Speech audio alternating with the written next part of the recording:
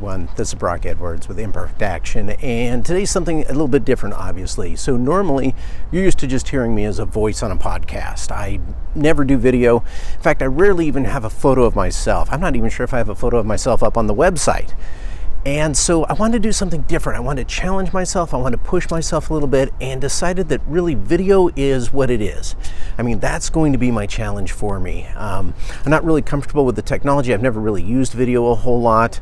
I mean, other than I have stacks and stacks of videos of my kids that I've never done anything with. But, you know, as a complement to the podcast, never done anything with it. And really, I'm less comfortable with video than I am with audio. You know, it's easier being a voice somewhere than being a whole physical presence. And so I thought this would be a great challenge for me. I don't know if you remember the episode I did with Josh Spector. It was about episode 20, 22, something like that, pretty early on. And one of the things that had attracted me to Josh is really just, he did this article once, and he called it something like, if you're going to do something, do it 100 times.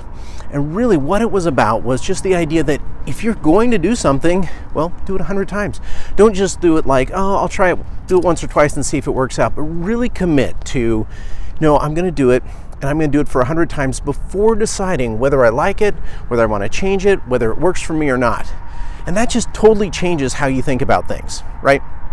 First off, you don't have to do it perfectly, so that fits the ethos of Imperfect Action really well.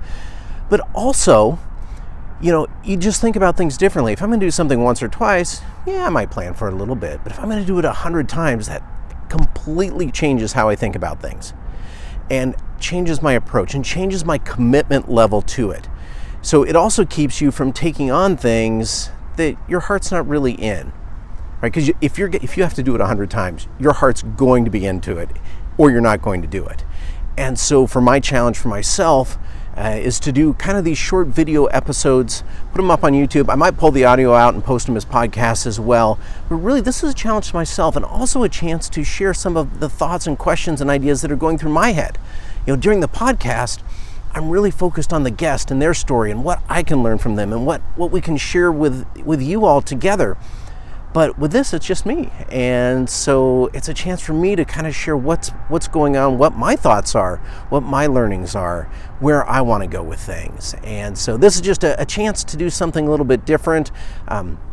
Hopefully you enjoy it. If not, here's what's going to happen. I'm going to do this 100 times. That is my commitment. That's why I was talking about Josh Spector.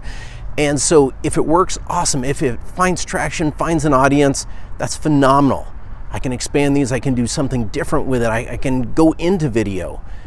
But if it doesn't work, worst case scenario, I develop a new skill set. I push my comfort zone, I challenge myself, I get better. I get better as a person, I get better as a podcaster, I get better in communication, I develop a new skill around technology.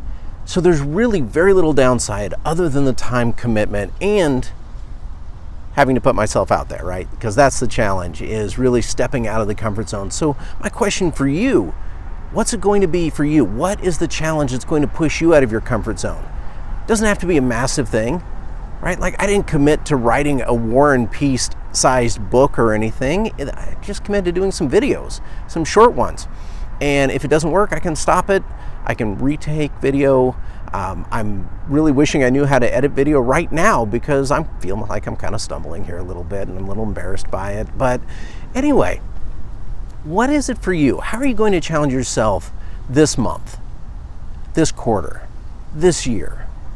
Like I was saying, it doesn't have to be something big. It doesn't have to be something massive. Cool if it is. But it could just be something little that might lead somewhere else, might lead to something new, might lead to something different.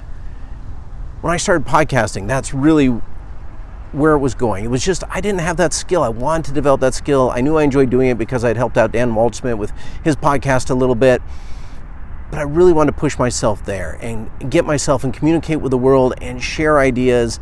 And this is just another way for me to do it. But what is it for you? Where will you push yourself? How will you challenge yourself? What is that little thing? Hit me up in the comments. I'd love to know. Share it with others. What are you committed to doing 100 times?